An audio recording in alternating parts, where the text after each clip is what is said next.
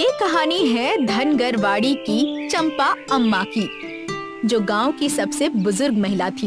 उनकी उम्र लगभग 60 थी, मगर कोई उन्हें देखकर ये नहीं कह सकता था। अपनी हड्डियों से भी मजबूत इरादों और हट्टे कट्टे शरीर से वो आज भी बच्चों को सीख देने से पीछे नहीं हटती थी। अरे ये क्या लड़ रहे हो बच्चों, ऐसे कोई आम तोड़ता है क्या? तो फिर कैसे तोड़ते हैं अम्मा? लाओ वो पत्थर दो, मैं दिखाती हूँ कैसे तोड़ा जाता है आम। वाह अम्मा, आपने तो कमाल कर दिया। तो कुछ ऐसी थी हमारी चंपा अम्मा। वैसे तो उन्हें दुनिया की किसी चीज की कमी नहीं थी। अच्छा घर, बेटा बहू, गांव वालों का सम्मान, सब कुछ था। पर इन सब के बीच एक चीज उन्हें सबसे ज्यादा प्रिय थी, उनका पुराना ताड़पत्री से बना हुआ छाता। भैया देख लिया सारा सामान? हाँ भाभी। अच्छा कितने रुपए होंगे इन कबाड़ के? इसके 50 रुपए हुए भाभी। क्या सिर्फ 50? नहीं नहीं, 100 रुपए तो दीजिए। नहीं हो पाएगा भाभी। अच्छा रुको, ये लो भैया, अब तो 100 रुपए बनाओ। बहुत पुराना और मजबूत छाता है, इतने साल हो गए एक खरोच तक नहीं आई। अच्छा दिखाइए। अरे ये क्या हो रहा है? अम्मा आप यहाँ क्या कर रही हैं? मैं क्या कर रही हूँ या तुम क्या कर रही हो? तुम्हें पता है ये छाता मुझे कितना प्रिय है। हाँ अम्मा, पर ये बहुत पुराना हो गया था, इसलिए तुम इसे बेच रही थी, है ना? नहीं, मैं इसे बेचने नहीं दूंगी। लेकिन अम्मा, छाते को बिकते देख अम्मा बहुत दुखी हो गई। पर सवाल ये था कि एक मामूली से छाते से अम्मा को इतना लगाव क्यों था? नेहा के मन में कई सवाल उठने लगे। राहुल, एक बात पूछूं? हाँ पूछो ना। आज मैंने अम्मा का पुराना छाता बेचने की कोशिश की थी। क्या तुमने अम्मा का पुराना छाता बेचने के लिए निकाला था? अरे इतना चौंक क्यों रहे हो? वो छाता अम्मा का मन पसंदीदा छाता है। वो किसी को उसे हाथ नहीं लगाने देती। पर क्यों? क्योंकि उनके बचपन में भविष्यवाणी की गई थी। भविष्यवाणी?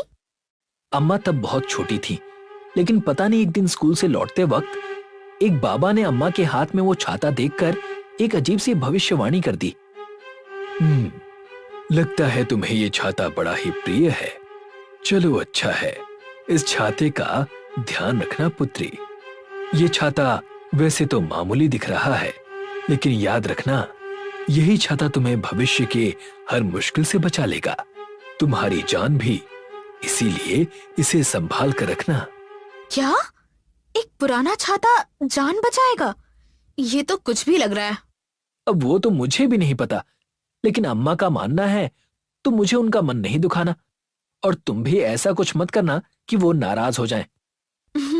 ठीक है। नेहा को इन बातों पर यकीन नहीं था, पर वो अब जान चुकी थी कि छाता सिर्फ एक वस्तु नहीं, अम्मा के दिल का टुकड़ा था।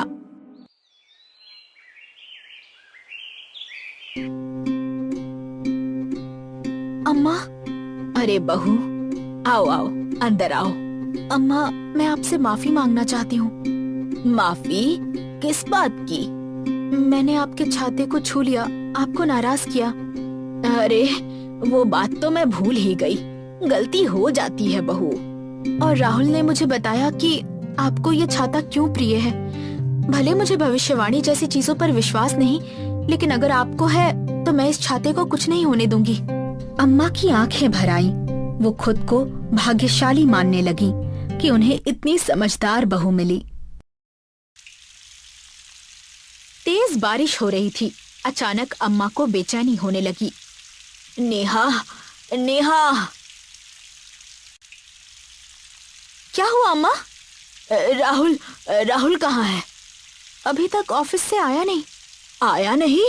हे भगवान, उसकी रक्षा करना। अम्मा डरिए मत, मौसम ही अजीब है आज। पता नहीं नेहा, मेरा दिल घबराया जा रहा है। नेहा की बात सुनकर अम्मा तो शांत हो गई, लेकिन पता नहीं क्यों अम्मा को फिर से डर सा लगने लगा। तभी अचानक बारिश बहुत तेज हो गई और लगातार तेज होती गई। अरे ये क्या हो रहा है? इतनी तेज बारिश, और ऊपर से ये राहुल भी अब तक ऑफिस से आया नहीं। अब मैं क्या करूं? तभी अचानक आसमान में तेज बिजली चमकने लगी। हवाएं बहुत तेज चलने लगी। पेड़ पौधे जोरों से हिलने लगे और कुछ तो गिर भी गए। ऐसा लग रहा था मानो जैसे प्रकृति का प्रकोप हो रहा हो। नेहा और अम्मा दोनों ही बहुत घबरा चुकी थी और राहुल का भी कोई अता पता नहीं था। तभी नेहा नेहा नेहा ने देखा अम्मा डरते हुए अपना छाता हाथ में लिए नेहा की ओर आ रही थी। जी अम्मा। राहुल कहाँ है? उसे तुरंत घर बुला। मुझे कुछ ठीक नहीं लग रहा, तो अभी उसे बुला। अम्मा अम्मा आप शांत हो जाइए। नहीं, तू समझ नहीं रही है, बारिश बहुत तेज हो रही है, कुछ गड़बड़ है। अम्मा मैंने राहुल को कॉल किया था लेकिन उसका फोन नहीं लग रहा। क्या? हे भगवान! नेहा की बात सुनकर अम्मा और भी डर गई। अम्मा को कुछ समझ नहीं आ रहा था। तभी अम्मा की नजर खिड़की से बाहर पड़ी। उन्होंने देखा कि गांव के समंदर का पानी बढ़ता जा रहा है। आधे से ज्यादा गांव पानी में डूब चुका था। गांववासी पानी में तैर रहे थे, अपने आप को जैसे तैसे बचा रहे थे, लेकिन कोई फायदा नहीं था। तभी एक बड़ी पानी की लहर अम्मा के घर की ओर आती दिख रही थी, जिससे अम्मा और भी डर गई। नेहा, ये देखो। नहीं! नेहा और अम्मा भागने की कोशिश ही कर रहे थे। तभी उस बड़ी लहर ने उनके घर पर हमला कर दिया। देखते ही देखते पूरा गांव पानी में डूबने लगा। अचानक आई बाढ़ ने पूरे गांव को तहस नहस कर दिया। अम्मा अम्मा आप ठीक हो? हाँ मैं ठीक हूँ बेटा, शुक्र है। पता नहीं राहुल कहाँ है। नेहा और अम्मा राहुल के लिए परेशान हो ही रहे थे कि तभी उनकी नजर दूर पानी में तैरते एक इंसान पर पड़ी। वो राहुल था। बेचारा अपनी जान बचाते हुए अम्मा और नेहा की ओर तैरते हुए जा रहा था। अम्मा, वो रहा राहुल। राहुल बेटा, राहुल। अम्मा अम्मा बेटा इधर आओ। राहुल किसी तरह तैरते हुए नेहा और अम्मा के पास आ गया, लेकिन पानी रुकने का नाम ही नहीं ले रहा था। तभी नेहा, राहुल बेटा डरना मत, मैं हूँ ना। तभी अम्मा ने जैसे ही पानी से ऊपर अपना हाथ खींचा और अपना छाता खोला, एक चमत्कार हो गया। जैसे ही छाता खुला, वो अपने आप बहुत बड़ा हो गया। इतना बड़ा कि गांव के लोग एक एक करके उस पर चढ़ने लगे और पानी से बच गए। धीरे धीरे सब लोग धीरे धीरे चढ़ो, घबराओ मत। अम्मा अम्मा, क्या आप ठीक हैं? हाँ बेटा, अब सब ठीक है। आखिरकार अंत भला तो सब भला। उस जादुई छाते की वजह से पूरे गांव के लोग बच गए। देखा, मैंने कहा था ना, आखिरकार अम्मा का छाता ही काम आया। तो कुछ ऐसा था धनगरवाड़ी की अम्मा और उनके ताड़पत्री वाले छाते का किस्सा। दुनिया में हर जगह ईमानदार और बेईमान लोग रहते हैं। बहुत दूर देश में कंचनापुर नाम का एक गांव था। वहाँ भी रहने वाले कुछ लोग ईमानदार और कुछ लोग बेईमान थे। एक दिन गांव में साधुओं की एक टोली आई। सुनो सुनो सुनो, गांव वालों, 8 से 7 दिन बाद अमावस्या है और उसके 15 दिन बाद पूर्णिमा। आने वाली अमावस्या और पूर्णिमा के बीच किसी दिन गांव में बारिश होगी, और ये कोई साधारण बारिश नहीं है, ये जादुई बारिश है।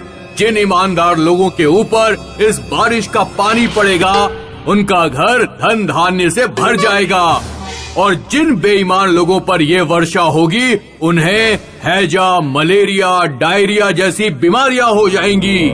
साधु की बात सुनते ही पूरे गांव में हड़कंप मच गया। सारे ईमानदार लोग खुशी से नाचने लगे और सभी बेईमान लोग डर के मारे कांपने लगे। गांव में कल्लू नाम का एक दुकान वाला रहता था। कल्लू की गांव में सबसे बड़ी दुकान थी। उसकी दुकान पर हर चीज मिल जाती थी, लेकिन कल्लू हर सामान महंगा बेचता था। भैया एक टूथपेस्ट देना। लो 115 रुपए। लेकिन इसमें तो 100 रुपए लिखे हैं। लेना हो तो लो, वरना बाजार से ले आओ। बाजार जाने में किराया और समय खराब होता था, इसलिए मजबूरी में गांव के लोग कल्लू से ही सामान खरीद लेते थे। जब कल्लू को पता लगा कि गांव में जादुई बारिश होने वाली है, जिसमें भीगने पर बेईमान लोगों को हैजा, मलेरिया जैसे रोग हो जाएंगे तो कल्लू घबरा गया। वो भागता हुआ साधुओं की टोली के पास पहुंचा और बोला, साधु बाबा, अमावस्या और पूर्णिमा के बीच जादुई बारिश किस दिन होगी? वो निश्चित दिन बता दीजिए, फिर उस दिन हम घर से बाहर नहीं निकलेंगे और बारिश से बच जाएंगे। निश्चित दिन किसी को भी नहीं पता बेटा। अमावस्या और पूर्णिमा के बीच किसी भी दिन बारिश हो सकती है और फिर तुम घर पर रहकर भी उस बारिश के पानी से बच नहीं पाओगे, क्योंकि बारिश इतनी तेज होगी कि घरों की छतें भी टपकेंगी। बाबा, बारिश से बचने का कोई उपाय तो होगा? जादुई बारिश से बचने का उपाय है जादुई छतरी। जादुई छतरी? हाँ, लेकिन ये छतरी मिलेगी कहाँ? तुम्हारे गांव के सबसे ऊंची वाली पहाड़ी पर एक ऋषि तपस्या कर रहा है, उसी के पास तुम्हें छतरी मिलेगी। कल्लू और गांव के कुछ और बेईमान लोग सारा काम धंधा छोड़कर ऊंची पहाड़ी की ओर निकल पड़े। तुम क्या करते हो भैया? मैं सरसों का तेल बेचता हूँ। एक बार जादुई छतरी मिल जाए तो ये घटिया बारिश की आफत टले, फिर मैं सरसों के तेल में और मिलावट करूँगा। ठीक कहा भाई, अब जब इतनी ऊंची पहाड़ी पर जाने तक की मेहनत कर रहे हैं तो इसकी पूरी कीमत भी तो वसूलेंगे। भयानक धूप पड़ने लगी। प्यास के मारे एक आदमी का गला सूखा जा रहा था। उसे एक गड्ढे में पानी दिखाई देता है। वो रहा पानी, वो गंदा पानी है, उसे मत पियो। थोड़ी दूरी पर नदी पड़ेगी, उसका पानी पी लेना। मुझसे इंतजार नहीं हो पाएगा। आदमी गड्ढे का पानी पी लेता है। उसे डायरिया हो जाता है। लैट्रिन करते करते मेरी हालत खराब हो गई है, मुझसे नहीं चला जाएगा। तुम लोग जाओ, मुझे गांव लौटना पड़ेगा। अब 2 ही लोग बचे थे। वे पहाड़ी पर चढ़ाई शुरू करते हैं। चढ़ाई करते करते उन्हें रात हो जाती है। हमें रात कहीं रुककर बिता लेनी चाहिए। रात में सफर करना ठीक नहीं, रास्ते में सांप बिच्छू कुछ भी हो सकता है। दोनों लोग एक पेड़ के नीचे रात बिताने के लिए आसरा लेते हैं।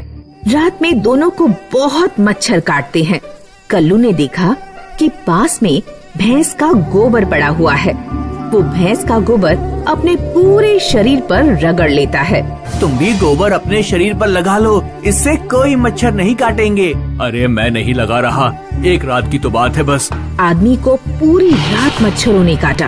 अगले दिन उसे मलेरिया हो गया और उसका शरीर बुखार से तपने लगा। मुझे तो गांव लौटना पड़ेगा, तुम ही आगे जाओ। कल्लू आगे का सफर अकेले ही तय करता है। कई घंटे लगातार चढ़ते चढ़ते आखिरकार वो पहाड़ी की चोटी पर पहुंच जाता है। वह देखता है कि एक ऋषि तपस्या में लीन है। हे ऋषिवर, मेरे ऊपर कृपा करें, जादुई छतरी प्रदान कर जादुई बारिश से बचाएं। छतरी के लिए तुम्हें यहाँ तक की यात्रा करने की कोई जरूरत नहीं थी।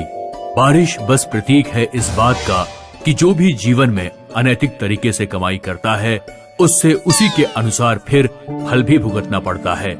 जब भी हम कोई बुरा कर्म करते हैं तो हम अपने अंतर मन की आवाज को अनसुना करते हैं। फिर यही मन हमें समय समय पर बताता रहता है कि हमें अपने बुरे कर्मों का फल मिलेगा। इसी से भय पैदा होता है। अभी ये संकल्प लो कि जीवन में कभी किसी के साथ धोखाधड़ी और बेईमानी नहीं करोगे। तुम्हारा ये संकल्प ही तुम्हें बारिश से बचाएगा। यही तुम्हारी जादुई छतरी है। तब कल्लू को अपनी भूल समझ में आती है। वह गांव लौटकर नैतिकता पूर्वक ईमानदारी से अपना जीवन बिताने लगता है। और फिर एक दिन गांव में जादुई बारिश होती है। कल्लू उसमें बहुत खुश होकर नहाता है। इस बारिश ने मेरे मन से अनैतिकता, लोभ और बेईमानी का जो मैल था उसे पूरी तरह साफ कर दिया है। शिवपुर गांव में रूपा अपने माता पिता के साथ रहती थी। रूपा के पिता भानु सिंह गेहूं की खेती किया करते थे। उनके घर एक बैल था जिसे वो लोग भोला कहकर बुलाते थे। रूपा भोला को अपने भाई की तरह प्यार करती थी। माँ, भोला के लिए चारा डाल दो, बेचारा कब से भूखा है। रूपा के पिता भगवान शिव के भक्त थे। वे रोजाना नहा धोकर सबसे पहले मंदिर जाते। मंदिर जाकर वे शिवलिंग पर जल चढ़ाते, प्रार्थना करते और शिवलिंग के सामने बैठकर कुछ देर ध्यान भी किया करते। गांव के कुछ लोग भानु सिंह की श्रद्धा का मजाक उड़ाया करते थे। अरे भानु सिंह, ये क्या औरतों की तरह रोजाना मंदिर भागते रहते हो और पागलों की तरह मूर्ति के सामने बैठे रहते हो? अरे हमारे साथ आओ, जुआ खेलो, बोतल पियो, कुछ मर्दों वाले काम करो। देखो धनु भाई, मैं मर्दों वाले काम किए बिना ही खुश हूँ। और रही बात पूजा पाठ की, तो मेरी भगवान शिव में बचपन से श्रद्धा है। यही श्रद्धा मुझे जिंदगी की चुनौतियों का सामना करने की शक्ति देती है।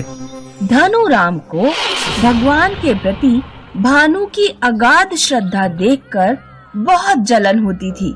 किसी न किसी दिन मैं इसका भगवान के प्रति विश्वास तुड़वा कर ही रहूंगा।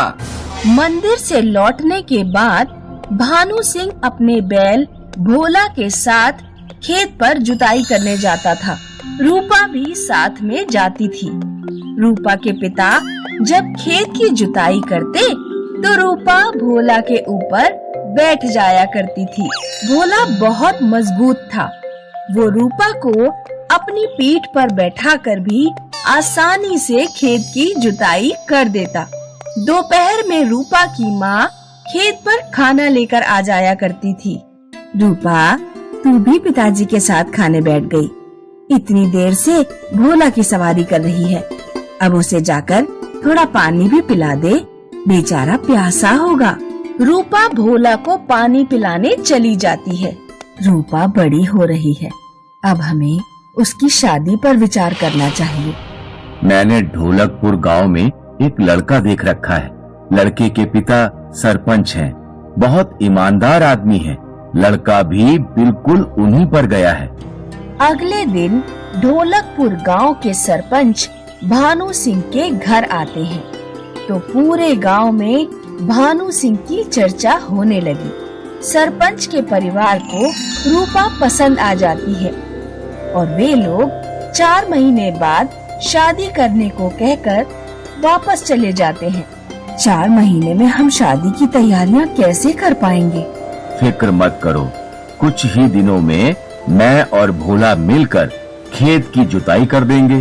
2-3 महीने में फसल कट जाएगी।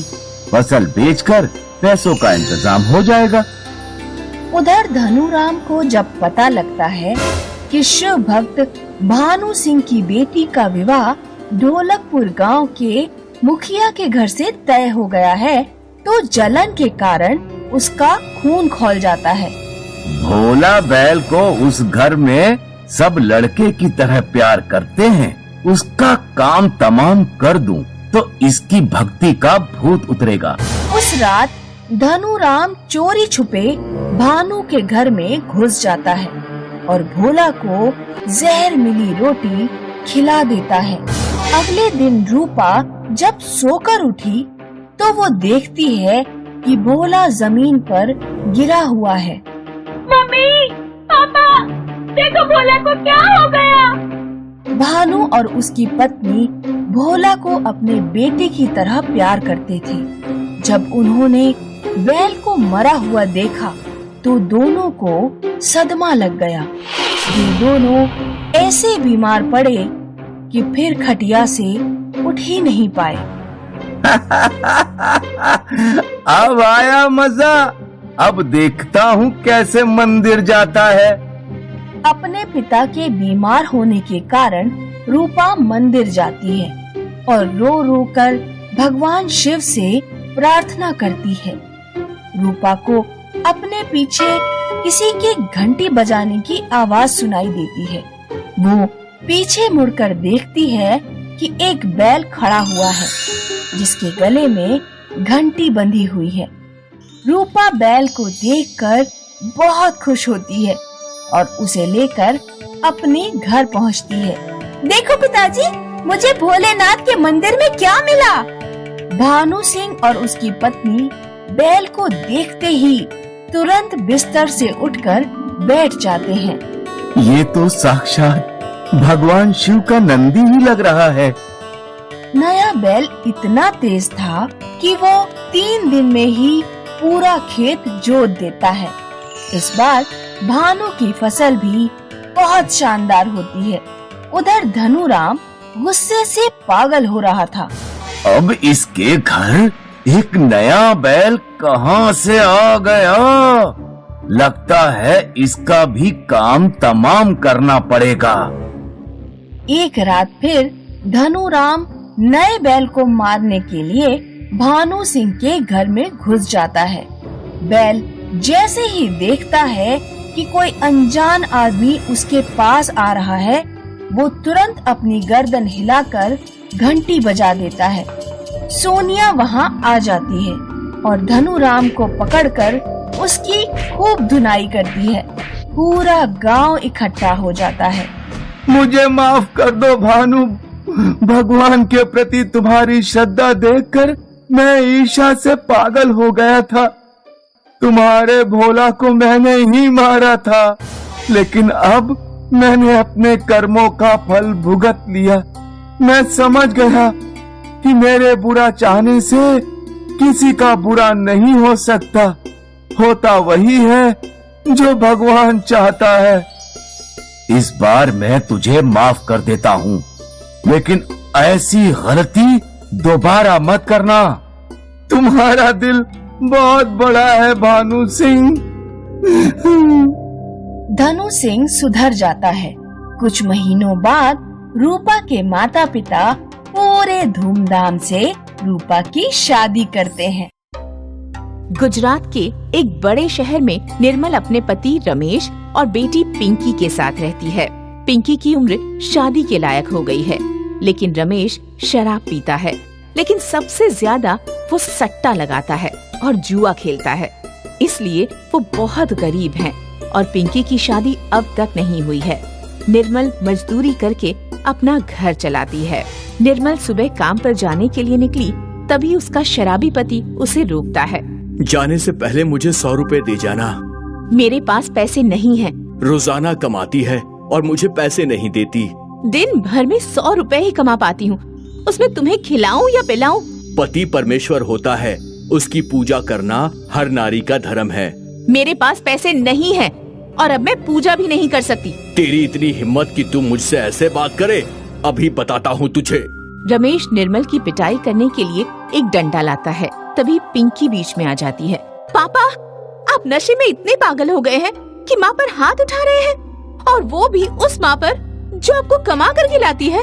ओ अच्छा, मतलब कि तुम माँ बेटी एक साथ हो और तू अब इतनी बड़ी हो गई कि अपने बाप से जबान लड़ाएगी। आज तू भी पिटेगी। माफ कर दो, बच्ची है। माफ किया, लेकिन सिर्फ शाम तक के लिए, और आज से ये भी तेरे साथ काम पर जाएगी। इससे घर की आमदनी डबल हो जाएगी। हाँ, डबल आमदनी से तेरी शराब का बजट बढ़ जाएगा। निर्मल अपनी बेटी पिंकी को भी काम पर ले जाती है। दोनों माँ बेटी पत्थर ढोने का काम कर रही हैं। तभी चारों तरफ से बादल घिर आते हैं। लग रहा है अब बारिश का मौसम शुरू हो रहा है और अब 3-4 महीने तक काम अच्छा नहीं चलेगा। मैंने तुम्हारी शादी के लिए कुछ पैसे बचा कर रखे हैं। इस बारिश के मौसम में जो भी काम मिलेगा उससे बचत करके मैं तेरी शादी करवा दूंगी और तेरा इस शराबी बाप से पीछा छूट जाएगा। निर्मल पिंकी को ये सब बता रही है, तभी बादल बरसने लगे और बहुत तेज बारिश शुरू हो गई। सभी मजदूर एक तरफ हटने लगे और छाता लगाकर उनका ठेकेदार आया और बोला, अरे मूर्खों, ये बारिश है और बारिश में पानी गिरता है। इस पानी से तुम गलोगे नहीं, इसलिए समय बर्बाद मत करो और चुपचाप काम पर लग जाओ। अंकल, हम भी इंसान ही हैं, बीमार पड़ जाएंगे, कुछ तो रहम करो। थोड़ा तमीज से बात कर गरीब लड़की।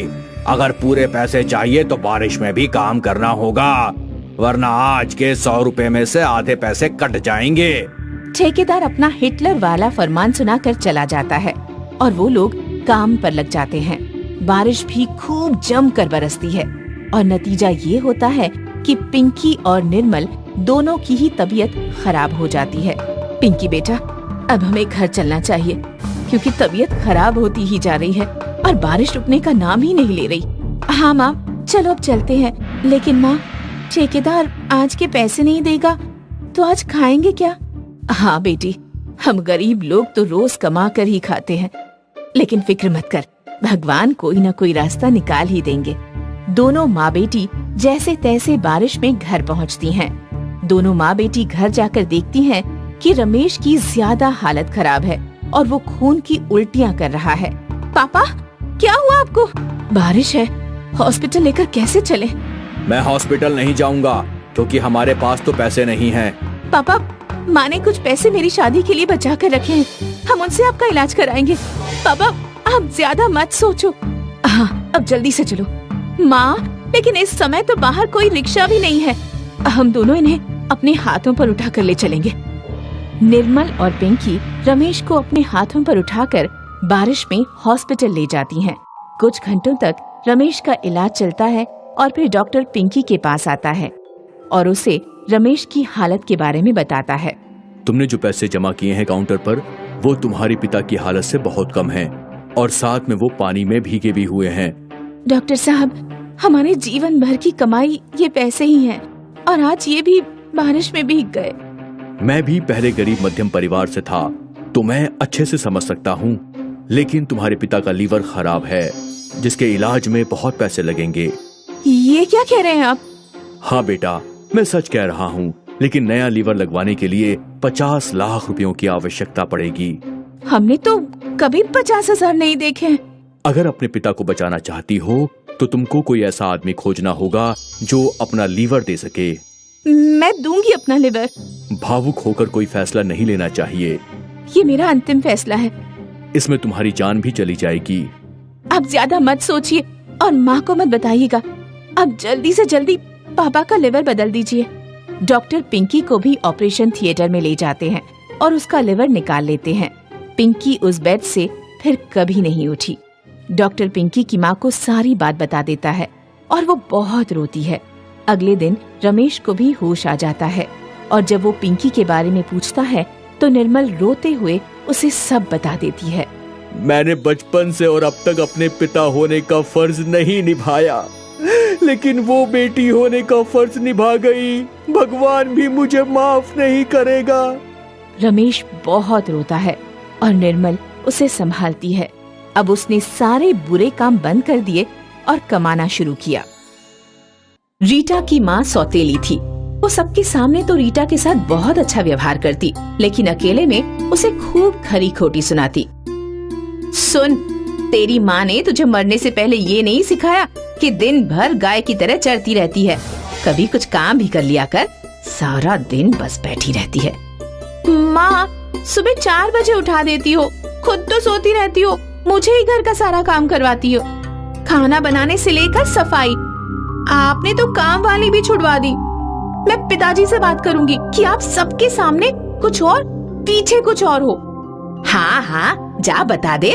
मैं तो कहती हूँ कुछ ऊपर से भी लगा कर बता देना कि मारती हूँ, पीटती हूँ, लेकिन ये सोच लेना तेरी तो हो गई शादी की उम्र, लेकिन पीछे जो तेरा छोटा भाई है ना, उसकी पढ़ाई लिखाई पर ठप्पा बैठ जाएगा, समझी?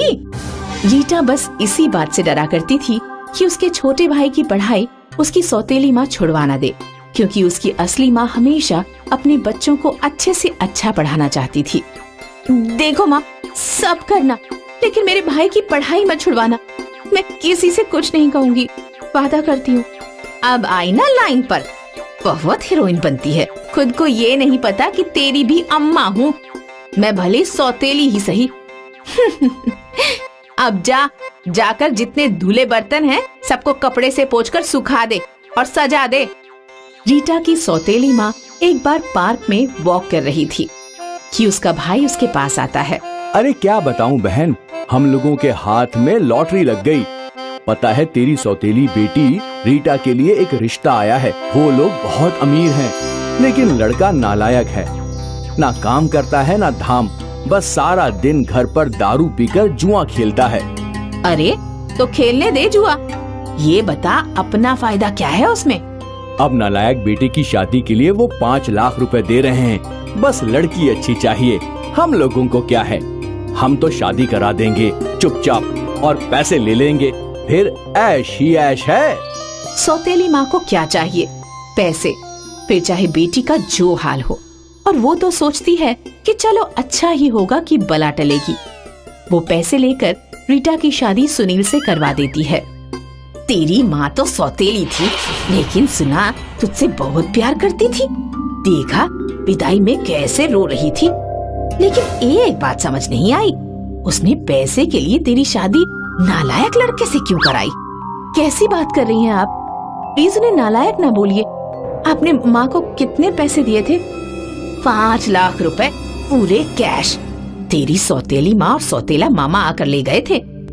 रीटा सास की बात सुनकर अगले दिन मायके जाती है, जहाँ सौतेली माँ नोट गिन रही होती है। रीटा माँ से पैसे उठा लेती है और माँ को जोर से चिल्लाती है, शर्म आनी चाहिए आपको। एक बेरोजगार शराब पीने वाले लड़के से आपने मेरी शादी करवा दी, बस इन चंद पैसों के लिए। ये भी नहीं सोचा कि मैं सारी जिंदगी कैसे गुजर बसर करूंगी। शादी से पहले सौतेली माँ का दुख झेला और अब शादी के बाद पति का दुख झेलूं। चल चल पैसे यहाँ दे, नहीं तो तू जानती है ना, तेरे भाई को घर में बैठा दूंगी। तभी वहाँ रीटा का छोटा भाई रोते हुए आ जाता है। दीदी दीदी तुम क्यों चली गई? ये सारा तुम्हारा काम मुझसे करवाती है, और तो और देखो पोछा लगा लगा कर मेरा हाथ कैसा हो गया है। रीटा भाई की हालत देखकर इमोशनल हो जाती है। वो सौतेली माँ को सारा पैसा दे देती है और कहती है, ये लो माँ, बस मेरे भाई पर अत्याचार मत करो। पिताजी दूसरे शहर रहते हैं, यहाँ सिर्फ यही तो है आपके पास, इसे भी आप परेशान करके रखती हो। अच्छा इतनी चिंता है तो साथ ले जा, ले जा, लेकिन ये जान ले बहन के मायके में उसका भाई कुत्ते की तरह होता है। रीटा को समझ नहीं आता कि वो क्या करे। वो वहाँ से चली जाती है, लेकिन भाई को जल्द आने की बात भूलकर जाती है। रीटा ससुराल में दुखी रहने लगती है। एक दिन पति जब होश में आता है तो, क्या बात है रीटा, कोई परेशानी है क्या? मैं जानता हूँ मेरे जैसे पति किसी को नहीं चाहिए, लेकिन फिर भी सौतेली माँ के कारण तुमने मुझसे शादी की। मैं तुम्हारा एहसान नहीं भूलूंगा रीटा। मैं कोशिश करूंगा कि कभी शराब न पीऊं। रीटा पति की ओर मुस्कुराकर देखती है। पहली बार किसी ने उससे उसकी परेशानी का कारण पूछा था। रीटा पति के सामने टूट सी जाती है और रोने लगती है। नहीं नहीं, मुझे आपसे कोई शिकवा कोई शिकायत नहीं है। मैं तो अपने भाई को लेकर परेशान हूँ। सौतेली माँ मेरे जाने के बाद घर का सारा काम उससे करवाती है, जबकि वो पढ़ाई में बहुत अच्छा है। बस उसी की चिंता रहती है। ओह, इतनी छोटी सी बात, पहले क्यों नहीं बताया? हम लोगों का नैनीताल में स्कूल है। मैं अभी प्रिंसिपल को बोलकर वहाँ एडमिशन हॉस्टल में रहने खाने पढ़ाई की व्यवस्था करा देता हूँ। रीटा पति की बात सुनकर खुश हो जाती है। जल्दी ही रीटा के भाई का नैनीताल के स्कूल में एडमिशन हो जाता है। भाई बहन दोनों खुशी खुशी रह रहे होते हैं। पति भी शराब पीना बंद कर देता है। लेकिन एक रोज रीटा के ससुर उसके पास आते हैं। बेटा रीटा, तेरे आने के बाद सुनील काफी सुधर गया है। वो अब पीता भी नहीं है, लेकिन मेरी बस एक चिंता है कि वो कोई काम नहीं करता। हम लोगों का इतना बड़ा बिजनेस है, वो अगर काम नहीं करेगा तो एक दिन सब खत्म हो जाएगा। अब इसका इलाज भी तू कर दे। रीटा कुछ सोचती है, फिर पिताजी मैं आपको जैसा कहती हूँ आप इनसे वैसा ही बोलिएगा, हो सकता है ये आइडिया काम कर जाए। फिर रीटा ससुर को कुछ बोलती है और फिर अगले दिन रीटा पति को कहती है, सुनिए मैं माँ बनने वाली हूँ, मुझे दवाई दिलाने के लिए डॉक्टर के पास ले चलिए, कुछ पैसे रख लीजिए, कुछ फ्रूट्स और ड्राई फ्रूट्स ले लेते हैं।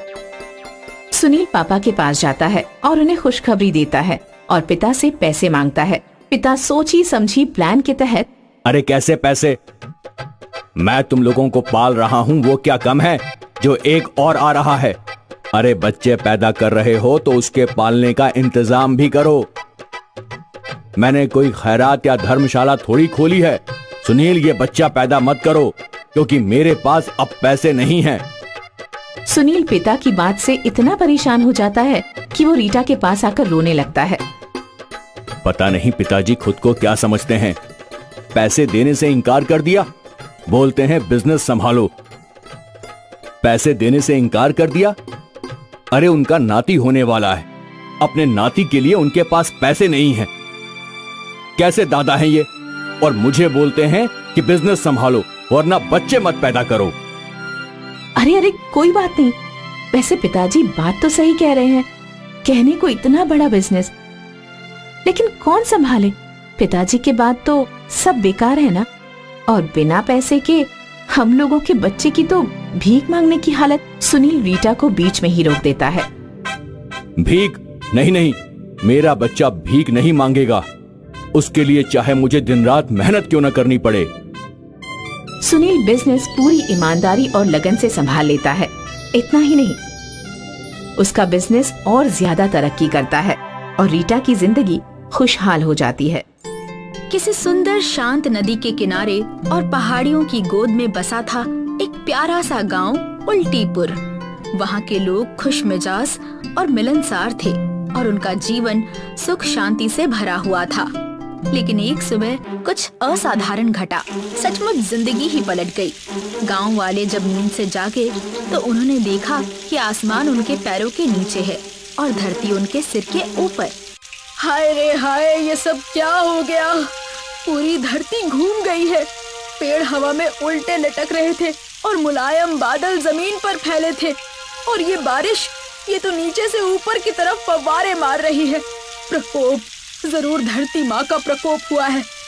सचमुच उल्टीपुर की हालत देखकर कोई भी यही कहता कि ये धरती माँ का प्रकोप है। लेकिन इससे छुटकारा कैसे पाए, ये किसी को भी नहीं पता था।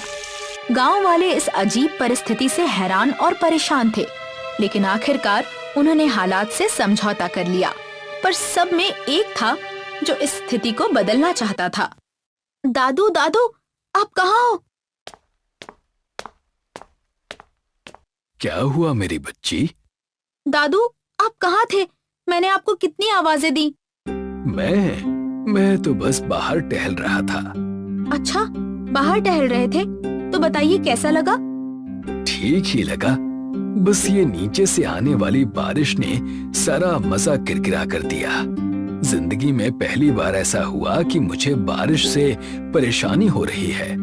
पहले जब ये दुनिया सीधी थी तब ऊपर से गिरती बारिश की हर बूंद को मैं जी भरकर महसूस करता था। अफसोस, मैंने तो वैसी बारिश कभी महसूस ही नहीं की। सही कहा मेरी प्यारी बच्ची, तुम्हें खामखा इस उल्टी दुनिया में जीना पड़ रहा है। काश मैं कुछ कर पाता। वैसे अब एक चीज तो आप कर सकते हो दादू। अच्छा, और वो क्या है? ये सब हमारे गांव में क्यों हुआ? सब कुछ उल्टा क्यों हो गया? अगर आप मुझे ये बता दो तो शायद हम इसका हल निकाल सकते हैं। रिंकू के कहने पर दादू ने उसे गांव में घटी एक अद्भुत घटना के बारे में बताया। सालों पहले ये गांव खुशियों से गूंजता था, लेकिन हमारे इस प्यारे गांव में एक चिड़चिड़ा जादूगर रहता था। चिड़चिड़ा जादूगर? हाँ, चिड़चिड़ा। दरअसल उस जादूगर का इस दुनिया में कोई काम नहीं था। वो इस पूरे गांव में अकेला रहता था। उसे अपने अकेलेपन की वजह से लोगों से इतनी चिढ़ हो गई थी कि उससे लोगों की खुशी देखी नहीं जाती थी।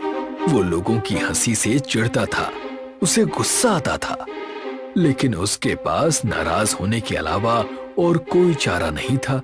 इसी कश्मकश में एक दिन उस जादूगर ने गांव पर एक श्राप डाल दिया और हमारा गांव उल्टा हो गया। क्या? श्राप? हाँ बेटा, तभी से हम इस उल्टी दुनिया में फंसे हुए हैं। दादू से गांव की इतनी भयानक कहानी सुनकर रिंकू डर गई। उसे बहुत दुख हुआ, लेकिन इतना सब होने के बावजूद रिंकू ने ठान लिया कि वो इस अजीब हालात से गांव वालों को जरूर बाहर निकालेगी। हे भगवान, ये सब क्या है? बेचारे गांव वाले खामखा इस विचित्र खेल में फंस गए हैं। लेकिन अब मैंने भी तय कर लिया है कि मैं इसे बदल कर रहूंगी। रिंकू ने गांव को इस जाल से बाहर निकालने के लिए प्रोफेसर अग्नि की मदद ली। वो एक प्रसिद्ध वैज्ञानिक थी जो अजीब आविष्कारों और अजीब सिद्धांतों के लिए जानी जाती थी। जैसे ही उन्होंने उल्टीपुर में कदम रखा, उनके होश उड़ गए। यूरेका! ये गुरुत्वाकर्षण का पूर्ण उठलाव है। ये तो विज्ञान का चमत्कार है। अविश्वसनीय, अविश्वसनीय।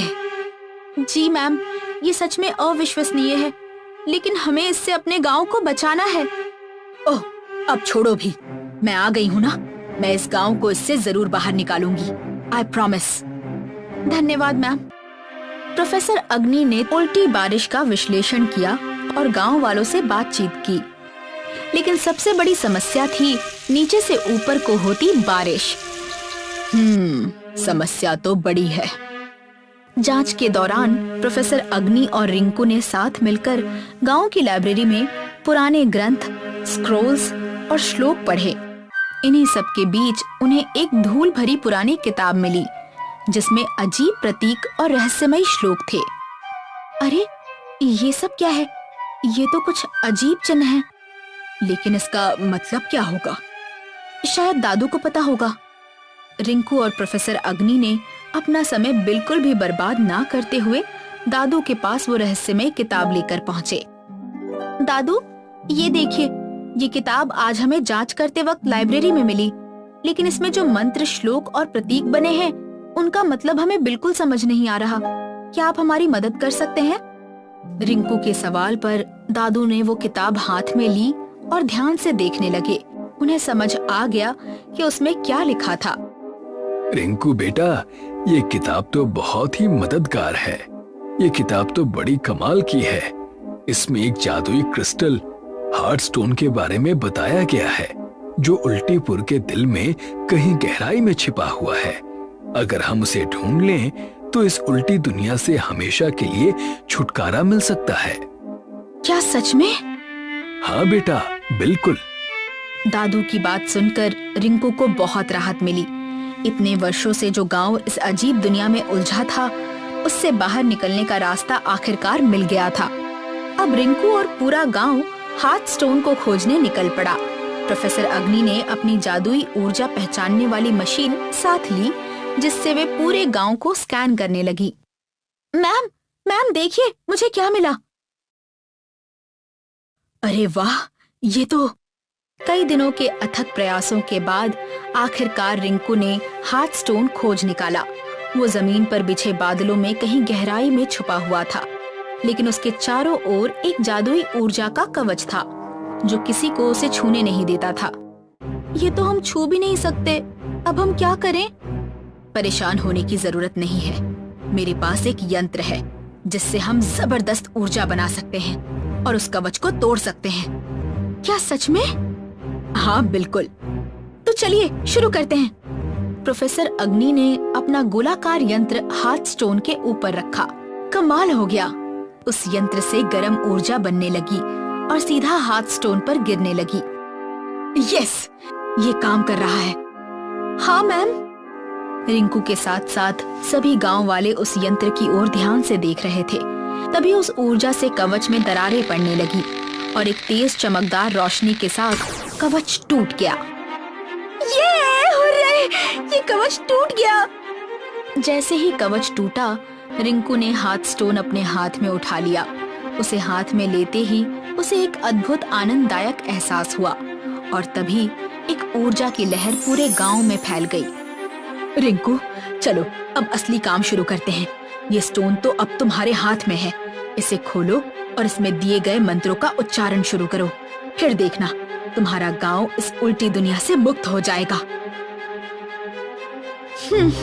ओम मुक्ते नमः, ओम मुक्तिये नमः, ओम मुक्तिये नमः। जैसे ही रिंकू ने मंत्र पढ़ना शुरू किया, गांव वालों के भीतर एक रक्षा कवच निर्मित हुआ और उसके तुरंत बाद पूरा गांव जैसे घड़ी की सुई की तरह घूमने लगा। आश्चर्यजनक घटना घटी। जमीन अपनी जगह पर आ गई, आसमान ऊपर चला गया और सब कुछ पहले जैसा हो गया। हमने कर दिखाया, हमने कर दिखाया। हमारा गांव मुक्त हो गया। दादू, हमारा गांव मुक्त हो गया। हाँ बेटा, हाँ मेरी बच्ची, तुमने सच में कर दिखाया। सच्ची एकता, साहस और मुस्कान किसी भी मुसीबत को हराने के लिए सबसे बड़ा हथियार है। जब हम साथ हंसते हैं, तब हम साथ बढ़ते हैं। एक शुद्ध दिल वो कर सकता है जो विज्ञान और जादू दोनों मिलकर भी नहीं कर सकते। कमलागंज नाम का एक गांव था। वहां एक खूसट जमींदार रहता था। लोगों को परेशान करना और लोगों को पराजित करना उसे बहुत पसंद था। बताओ, आज क्या लाई हो खाने में? जमींदार साहब, अपने कंगन बेचकर मैं आपके लिए बिरयानी लाई हूँ। अब तो आप हमारी जमीन वापस दे दीजिए। अरे वाह, ये हुई ना बात। क्या करोगी जमीन वापस लेकर? तुम्हारा पति तो वैसे भी मेरे खेतों का मजदूर है। कृपा करे हम पे, बख्श दे। तभी वहाँ मुंशी आया और कहने लगा, मालिक, खुशखबरी, उस बैजू ने भी अपनी जमीन हमें गिरवी दे दी। ये तो होना ही था। अब पूरा गांव हमारी मुट्ठी में है। नहीं ठाकुर साहब, गांव के सड़क किनारे की जमीन अभी भी नवीन के परिवार के पास है। कौन नवीन? मैंने उसे ठीक से पहचाना नहीं। वही जिसकी पत्नी अभी कुछ ही दिन पहले बीमारी के चलते गुजर गई। चल तो जरा हम भी शोक मनाए उसके घर पर। ठाकुर और मुंशी नवीन के घर जाने के लिए निकल गए। वहां जाकर देखा कि नवीन अपनी पत्नी की तस्वीर से ही बात कर रहा है। भाग्यवान, जब से तुम गई हो मैं सुकून से जी नहीं पा रहा। हमेशा तुम्हारी यादों में खोया रहता हूँ। भगवान करे तुम जहाँ कहीं भी हो, बस खुश रहो। इस वक्त इसे परेशान करना उचित नहीं लग रहा मालिक। बाकी जैसा आप कहें। तुम तो मेरी पत्नी के बारे में भली भांति जानते हो, तो डरना किस बात से? चलो अंदर और सीधा काम की बात करो। ठाकुर और मुंशी दोनों सीधे नवीन के कमरे में चले गए। अच्छा, तो तुम हो नवीन? तुम्हें मैंने कई बार बगीचे में बैठे देखा है। मैं वहां अपनी पत्नी काजल के साथ समय बिताया करता था। अच्छा, तो एक काम करो, सारा सामान बांध लो, अपनी बोरिया बिस्तर बांधकर उसी बगीचे में चले जाओ। तुम्हारी सड़क के किनारे की जमीन मेरे नाम कर दो। चाहे जो हो जाए, मैं अपनी कोई भी जमीन तुम्हें नहीं देने वाला। जैसा तुम्हें ठीक लगे बच्चे। उस वक्त ठाकुर और मुंशी वहां से चुपचाप चले जाते हैं। उसके बाद ठाकुर एक कटोरी खीर लेकर अपने घर के गुप्त कमरे में जाता है। उसकी धर्मपत्नी, जो कि काला जादू करती है। आ गए तुम? खीर की महक तो बहुत अच्छी आ रही है। लाओ दे दो और बताओ अब क्या करना है? रूपमती, गांव के एक किसान की जमीन हड़पनी है। मैं इस वजह से तुम्हारे पास ये खीर लेकर आया हूँ। उसका नाम है नवीन। बस इतनी सी बात? खीर रखकर दुम दबाकर भाग जाओ, तुम्हारा काम हो जाएगा। ठाकुर उस गुप्त कमरे का दरवाजा बंद करके भाग गया। उस रात रूपमती नवीन के घर चुड़ैल के रूप में गई। आज बड़ी अच्छी नींद आएगी। दिन भर मेहनत की है। मेहनत करने के बाद नींद बड़ी अच्छी आती है। और जैसे ही नवीन अपने खाट पर सोने गया, उसने सामने देखा रूपमती एक भयानक चेहरा लिए उसके पास खड़ी है। कौन हो तुम? मम्मी बचाओ, मम्मी बचाओ। अगर तुमने अपनी सारी जमीन ठाकुर के नाम नहीं की तो तुम्हें मैं अपने साथ ले जाऊंगी। मुझे कहीं मत ले जाओ। मैं अपनी सारी जमीन ठाकुर साहब के नाम कर दूंगा। कृपया करके मुझे मत मारो। नवीन भागता हुआ मुंशी के घर पहुंचा और कहने लगा, मुंशी जी, कहाँ दस्तखत करना है बताइए, मैं सब करने के लिए तैयार हूँ। तुम बड़े जल्दी आ गए। जान बची तो लाखों पाए। बस तुम ठाकुर से कहना अब वो मेरे पास ना आए। नवीन ने अपनी सारी कीमती जमीनें उनके नाम कर दी। ये बात जानकर ठाकुर बड़ा खुश हुआ और कहने लगा, ये तो होना ही था। अब पूरा गांव हमारे कब्जे में है। जब तक मेरी पत्नी रूपमती मेरे साथ है, तब तक मुझे कोई नहीं हरा सकता। हाँ जनाब, गांव में जहाँ तक हमारी नजरें जाएंगी वहाँ तक आपकी जमीनें हैं। एक तरफ ठाकुर और मुंशी बड़े खुश थे। गांव के लोगों ने एकजुट होकर सभा रखी। आखिर कब तक हम ठाकुर की बेईमानी सहते रहेंगे? उसकी डरावनी पत्नी बहुत खतरनाक है। कहीं अगर उसने काला जादू कर दिया तो हम कहीं के नहीं रह पाएंगे। जो कुछ भी हमारे पास है सब चला जाएगा। आखिर कब तक ऐसे दब कर रहे हम? तभी उन सबकी नजर नवीन पर पड़ती है, जो अपनी पत्नी की तस्वीर लेकर बगीचे की तरफ जा रहा होता है। नवीन, रुक जाओ, कहाँ जा रहे हो? हम में से अगर जो सबसे ज्यादा लूटा है ठाकुर से, तो वो तुम ही हो। आखिर तुम ऐसे चुप कैसे रह सकते हो? कब खून खोलेगा तुम्हारा? उनकी बातों को अनदेखा करके नवीन बगीचे में अपनी पत्नी की तस्वीर लेकर चला गया और वहां जाकर उस तस्वीर से बातें करने लगा। अगर तुम यहाँ पर होती भाग्यवान, तो हम यहाँ से कोसों दूर चले जाते। नवीन तस्वीर को नीचे रखकर रोने लगा था कि उस तस्वीर से एक तेज रोशनी आई और उसकी पत्नी तस्वीर से बाहर आ गई, जिसे देखकर सारे गांव वाले चौंक गए। भाग्य, तुम ये सब कैसे हो गया? भगवान ने मेरी सुन ली। मैं यहाँ पर गांव वालों को इंसाफ और तुम्हें सुख, चैन और शांति देने आई हूँ। आखिर तुम्हें उस ठाकुर के करतूतों के बारे में पता चल ही गया। पता कैसे न चलता, मुझे तुम अपनी हर चीज बताते जो थे। तुम्हारी और गांव वालों की सबकी जमीनें हम उस ठाकुर और उसकी चुड़ैल बीवी से वापस ले लेंगे। भाग्या के इतना कहते ही सारे मिलकर ठाकुर के घर के सामने गए। ठाकुर, तुम्हारी और तुम्हारी उस चुड़ैल पत्नी की खैर नहीं, बाहर निकलो। गांव वालों के गुस्से को देख मुंशी ठाकुर से कहने लगा, अब सारे गांव वाले एकजुट होकर कहीं हमें मारने तो नहीं आए? ये तुम कैसी बहकी बातें कर रहे हो? चलो चलकर देखे तो। उन्होंने देखा कि नवीन अपनी पत्नी, जो तस्वीर से निकल चुकी है, उसके साथ लोगों के बीचों बीच खड़ी है। तुम आगे चलो, मैं अभी रूपमती को लेकर आया। आज इस गांव में केवल हम बचेंगे। मुझे पता था ठाकुर साहब बहुत गलत कर रहे हैं। उन्हें उनके किए की सजा मिलनी ही चाहिए। मुंशी और गांव वाले बात कर ही रहे थे कि ठाकुर की चुड़ैल पत्नी रूपमती वहां आ गई और गांव वालों और भाग्या पर आग की बारिश करने लगी। आग की लपटें इतनी तेज थीं कि गांव वाले इधर उधर भागने लगे। रुक जाओ, सब एक जगह ठहर जाओ। किसी को कहीं भागने की जरूरत नहीं। मेरी जो छोटी सी तस्वीर है, उसके पास आ जाओ सबके सब। भाग्या ने ऐसा जादू किया कि उसकी छोटी सी तस्वीर बहुत बड़ी हो गई और जिसके नीचे गांव वाले आकर छुप गए और उस विशाल तस्वीर ने आसमान से बरसती आग को रोक दिया। अब मैं तुम्हें मजा चखाऊंगी। तुम अब क्या करने वाली हो? भाग्या ने अपनी जादू से खीर की बारिश कर दी, जिसे देखकर रूपमती का मन ललचाया और वो नीचे आकर खीर खाने लगी। और इसी चीज का फायदा उठाकर भाग्या ने रूपमती के बालों को काट दिया। नहीं नहीं, ये क्या कर दिया तुमने?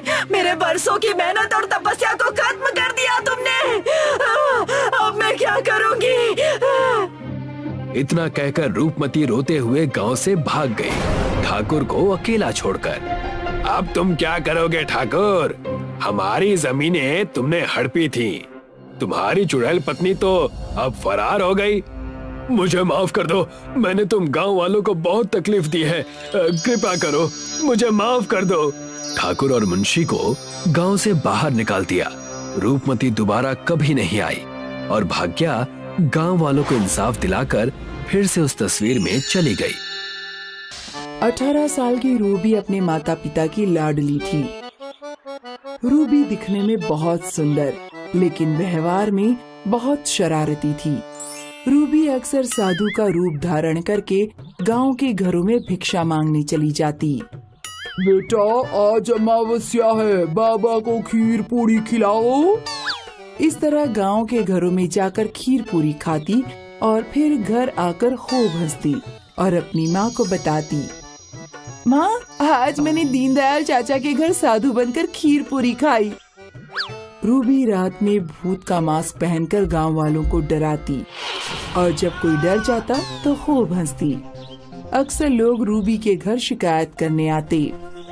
अरे रूबी की मम्मी, आज फिर से रूबी ने हमारे लड़के को डरा दिया। अब वो कह रहा है कि घर के बाहर ही नहीं निकलूंगा। समझाती क्यों नहीं हो? इतनी बड़ी लड़की हो रही है, फिर भी शैतानियाँ करती रहती है। माफ कीजिएगा बहन जी, आज आने दो उसे घर पर, खबर लेती हूँ उसकी। कभी कभी रूबी के पापा मजाक में रूबी से कहते, तेरी शादी एक चितकबरे लड़के से करा दूंगा। अगर मेरी शादी अच्छे लड़के से नहीं कराई तो मैं ससुराल में लड़की की खूब पिटाई क्या करूंगी। इस तरह का रूबी का हंसता खेलता जीवन था, लेकिन समय को रूबी की खुशी बर्दाश्त नहीं हुई। एक दिन जब रूबी गर्म दूध फ्रिज में रखने जा रही होती है तो उसका पैर फिसल जाता है और गरम गरम दूध रूबी के चेहरे पर गिर जाता है। रूबी का चेहरा कई जगह से जल जाता है। कई दिनों के इलाज के बाद रूबी हॉस्पिटल से घर आती है और शीशे में अपना चेहरा देखकर बहुत रोती है। पापा, अब मुझसे कोई भी शादी नहीं करेगा। मैं देखने में इतनी बदसूरत लग रही हूँ। ऐसा मत कहो बेटा, हम ढेर सारा दान दहेज में देंगे, लेकिन तुम्हारी शादी किसी अच्छे लड़के से ही करेंगे।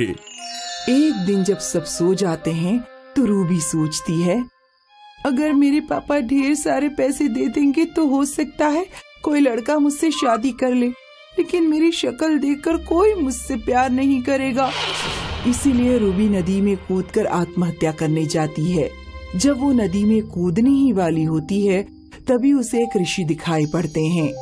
क्या हुआ बेटी, आत्महत्या क्यों करना चाहती हो? आप मेरे जले हुए चेहरे को देख रहे हैं? ऐसी बेकार चेहरे वाली लड़की से कौन प्रेम करना चाहेगा? प्रेम रूप पर निर्भर नहीं है, और ऐसा प्रेम जो किसी के रूप पर निर्भर हो, रूप के खत्म होने पर वो प्रेम भी खत्म हो जाएगा। मुझे ये ज्ञान भरी बातें नहीं सुननी है। क्या आप किसी तरह मेरा पुराना रूप वापस लौटा सकते हैं? मैं तुम्हारा पुराना रूप तो वापस नहीं लौटा सकता, लेकिन मैं तुम्हें एक जादुई शीशा देता हूँ। इस शीशे में शक्ल देखकर तुम किसी का भी रूप धारण कर सकती हो। रूबी वो जादुई शीशा लेकर अपने घर आ जाती है। वो अखबार खोलकर देखती है और जादुई शीशे से कहती है, हे जादुई शीशे, मुझे अखबार में छपी इस अभिनेत्री की तरह बना दे। रूबी का चेहरा अभिनेत्री की तरह सुंदर हो जाता है। रूबी की सुंदरता देखकर उसके लिए दूर दूर से रिश्ते आने लगते हैं। रूबी की सुंदरता देखकर एक लड़का दहेज में बिना कुछ लिए ही रूबी से शादी कर लेता है। कुछ दिन तो रूबी की शादीशुदा जिंदगी अच्छी चलती है।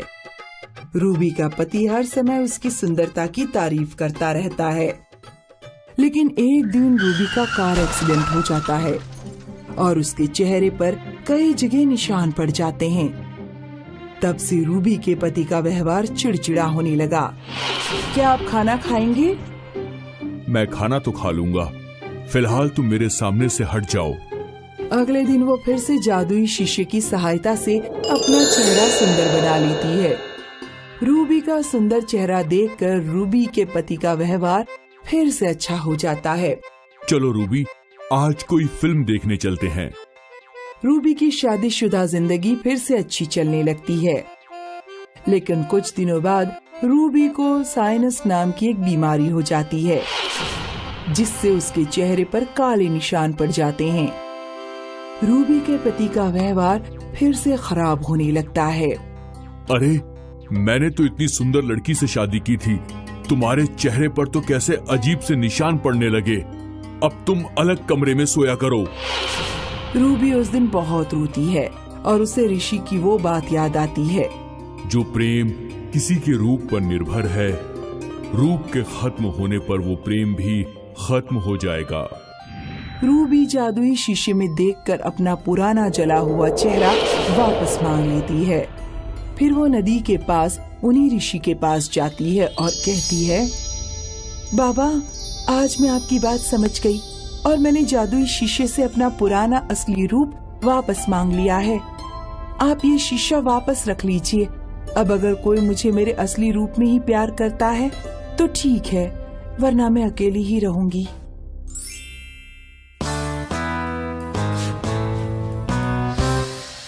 एक गांव में बबलू नाम का एक लड़का रहता था।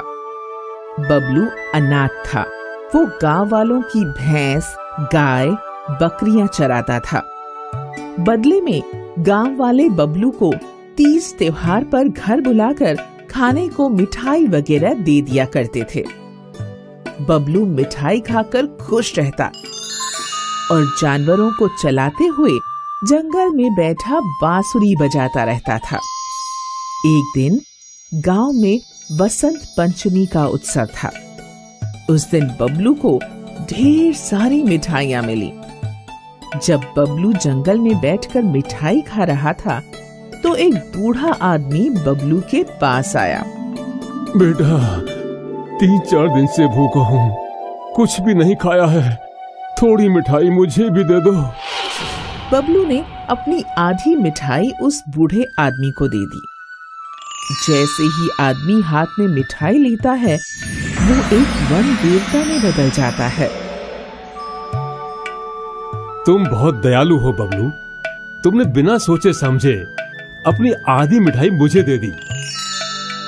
मैं तुमसे बहुत खुश हूँ। मैं तुम्हें 4 चीजें देता हूँ जो मुसीबत के समय तुम्हारे काम आएंगी। वन देवता बबलू को 3 टोकरियां देते हैं।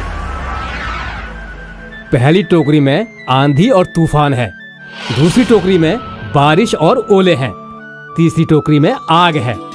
ऐसा कहकर वन देवता गायब हो जाते हैं। वन देवता ने तो कहा था कि वो मुझे 4 चीजें देंगे। चलो कोई बात नहीं, 3 चीजें ही काफी हैं। बबलू अपने पास बची पूरी मिठाई नहीं खा पाता है और मिठाई को जमीन में गाड़ कर चला जाता है। जब बबलू अगले दिन उस जगह पर आता है तो वह देखता है कि जहां उसने मिठाइयां गाड़ी थी वहां एक मिठाई का पेड़ उगाया है जिस पर ढेर सारी मिठाइयां लगी हुई हैं। लगता है ये वन देवता का चौथा इनाम है। बबलू पेड़ पर चढ़ जाता है और मिठाई खाने लगता है। उसी समय जंगल से एक बूढ़ी राक्षसी गुजर रही थी। उसने बबलू को देख लिया। अरे, आज तो बहुत बढ़िया शिकार मिला है। इसकी तो मैं मसालेदार सब्जी बनाकर खाऊंगी, लेकिन पहले इसे पेड़ से नीचे उतारना होगा। बूढ़ी राक्षसी एक सुंदर औरत का रूप धारण करके मिठाई के पेड़ के पास जाती है और बबलू से कहती है, अरे बबलू बेटा, पेड़ पर इतनी मिठाई लगी हुई है, अगर तू थोड़ी मिठाई तोड़कर मुझे भी दे देता तो मैं भी खा लेती।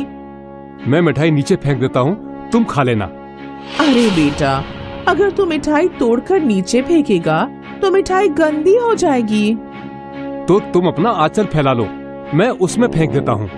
बेटा, मेरा आंचल गंदा हो जाएगा, उसमें से महक आने लगेगी, तो थोड़ी मिठाई मुझे नीचे उतर कर दे दे। बबलू बूढ़ी राक्षसी के छल कपट को नहीं समझ पाता। जैसे ही वो पेड़ से नीचे उतरता है, बूढ़ी राक्षसी अपने असली रूप में आ जाती है और बबलू को एक बोरे में बंद कर लेती है। वो बबलू को बोरे में बंद करके अपने घर ले जाती है। सुन चंदा, इस बोरी में मैं शिकार पकड़ कर लाई हूँ। इसको पहले बांध दे, फिर इसका सिर काट दे और इसकी सब्जी बना लेना, खूब मसाले डालकर। मैं अभी नहा कर आती हूँ। बूढ़ी राक्षसी नहाने चली जाती है। लड़की जब बोरा खोलती है तो वो देखती है कि उसमें बबलू नाम का एक सुंदर लड़का है। लड़की को बबलू के ऊपर दया आ जाती है। दोनों में कुछ देर बातचीत होती है। ये राक्षसी मेरी कोई नहीं है। कई साल पहले ये गांव से मेरी माँ को पकड़ कर लाई थी। मैं उस समय अपनी माँ के पेट में थी, वहीं पर मेरा जन्म हुआ। राक्षसी मेरी माँ को खा गई और इसने मुझे अपना गुलाम बना लिया। ये मुझसे अपने घर के सारे काम करवाती है। बबलू और चंदा मिलकर राक्षसी के घर से भाग जाते हैं। जब राक्षसी नहाकर लौटती है तो देखती है कि चंदा और वो लड़का दोनों गायब हैं। लगता है दोनों मिलकर भाग गए। राक्षसी उनके पीछे पीछे जाती। चंदा पीछे मुड़कर देखती है। राक्षसी तो हमारे पीछे आ रही है, अब क्या करें? तभी बबलू को वन देवता की दी गई 3 टोकरियां ध्यान आती हैं। तुम चिंता मत करो, मैं अभी इस राक्षसी को भगाता हूँ।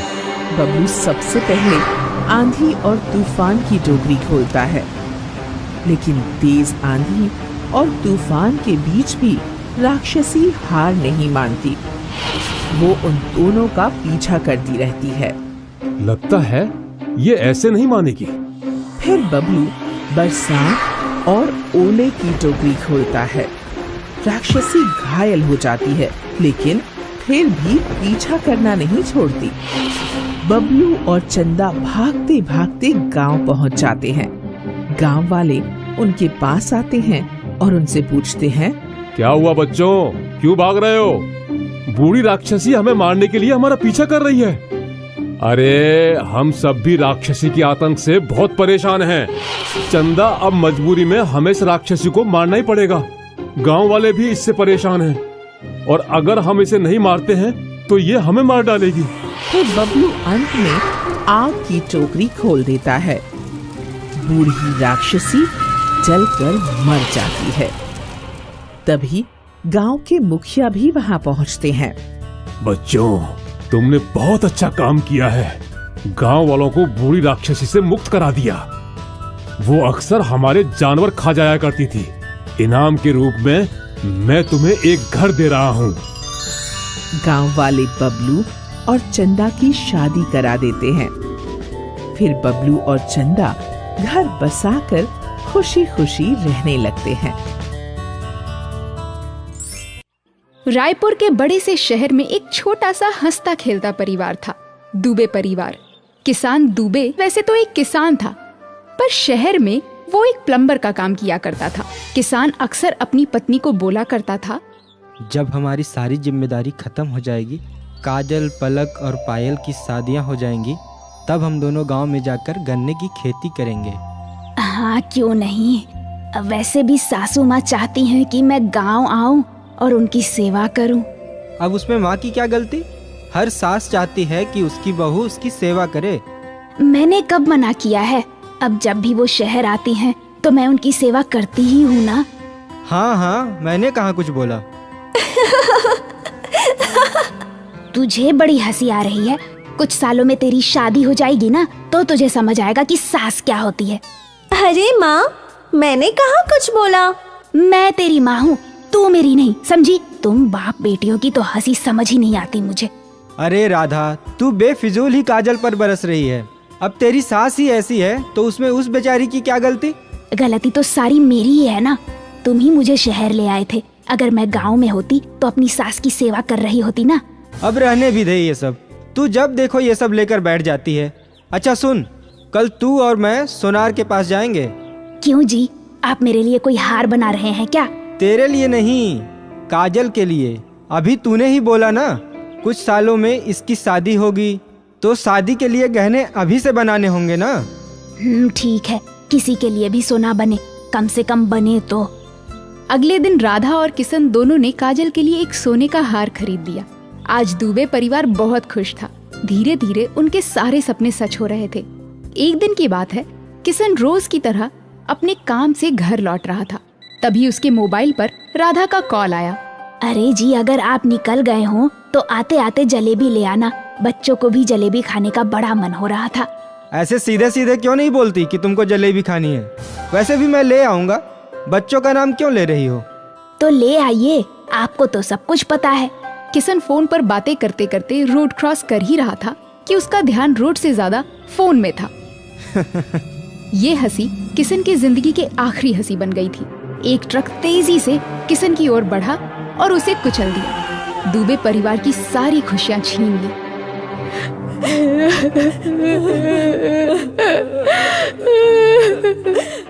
आज दुबे परिवार गमों में डूब गया था। राधा को समझ नहीं आ रहा था कि वो अब क्या करे। वो शहर में क्या काम कर सकती थी, उसे कुछ समझ नहीं आ रहा था। ना उनका शहर में खुद का घर था, और तो और उस पर अब 3 बेटियों की शादी की जिम्मेदारी। काफी सोचने के बाद राधा ने ये निर्णय लिया कि वो लोग गांव वापस लौट जाएंगे। लेकिन हम गांव में करेंगे क्या? हमारी सारी पुश्तें किसान थी, तो हम भी वही करेंगे। दुबे परिवार के पास और कोई उपाय नहीं था। वो वापस अपने गांव लौट गए। गांव लौटते ही राधा की सास उसे खरी खोटी सुनाने लगी। मैं ना कहती थी गांव लौट आ, तब तूने मेरी एक ना सुनी। अब जब मेरा बेटा किशन नहीं रहा तो तुझे गांव दिख रहा है। अब क्या करूं माँ जी, कैसे इन 3 बेटियों के साथ शहर में रहती। अच्छा किया, कम से कम अब तो तुझे अक्ल आ गई। राधा अपनी सास के घर रहने लगी। कई दिन बीत गए थे। उसे अब कुछ न कुछ करने की जरूरत थी। माँ जी, अब कुछ ना कुछ तो करना ही पड़ेगा। कुछ सालों में इन तीनों की शादी भी करानी है। हाँ, एक काम करते हैं, हमारे जो गन्ने के खेत हैं वहाँ गन्ने की फसल उगाते हैं। सालों से वहाँ किसी ने फसल नहीं उगाई, पर हम कोशिश तो कर सकते हैं ना। हाँ, कर तो सकते हैं, पर क्या वो खेत अब तक उपजाऊ है? अब ये तो मेहनत करके ही पता चलेगा कि उपजाऊ है या बंजर। भगवान जी की कृपा रही तो फसल भी अच्छी होएगी। पहले कोशिश तो कर लें। ठीक है माँ जी। अगले दिन राधा, उसकी सास और 3 बेटियां खेत पहुँचे। खेत में बहुत कचरा था। वो सब मिलकर सफाई करने लगे। मट्टी थोड़ी सख्त है माँ जी। हाँ, पानी की नहर बनानी पड़ेगी। बहुत मेहनत करनी पड़ेगी बहू। कोई बात नहीं दादी माँ, हम सब मिलकर मेहनत करेंगे। सभी ने नहर की खुदाई शुरू कर दी। काजल, पायल और पलक तीनों बारी बारी खुदाई कर रहे थे। अगले कई दिन तक नहर का काम चलता रहा। फिर नदी से उनके खेत तक पानी आ गया। दुबे परिवार के चेहरे पर इतने दिनों बाद आज मुस्कान लौटी थी। माँ, अब हमारे खेत में गन्ने उगेंगे ना? हाँ पायल। सभी औरतों ने मिलकर बुआई की और खेती के सारे काम आपस में बांट लिए। लगभग 10 महीने बीत गए। माँ, कब आएंगे हमारे खेत में गन्ने? आ जाएंगे बेटा। पर माँ, आसपास के सभी खेतों में गन्ने आ चुके हैं। अब बस हमारे ही खेत में गन्ने नहीं हैं। क्या हमारे खेत में गन्ने नहीं उगेंगे? क्या हमारा खेत बंजर हो गया है? बिल्कुल ना, हमारे खेत में गन्ने जरूर आएंगे। मुझे भगवान पर विश्वास है कि वो हमारी मेहनत जाया नहीं करेंगे। तुम सब बस भगवान से प्रार्थना करो, बस। और सबने दिल से भगवान जी से एक ही प्रार्थना की कि उनके गन्ने के खेत में गन्ने उग जाएं। अगली सुबह, दादी, अरे दादी माँ। क्या हुआ? काहे चीख रहा है? अरे दादी, तुम्हारे खेतों में सोने के गन्ने उगे हैं। क्या? हाँ दादी, जल्दी चलो। दुबे परिवार जब अपने खेत पहुंचा तो सोने के गन्नों का खेत देखकर सबकी आंखें फटी की फटी रह गईं। दादी माँ रो पड़ी।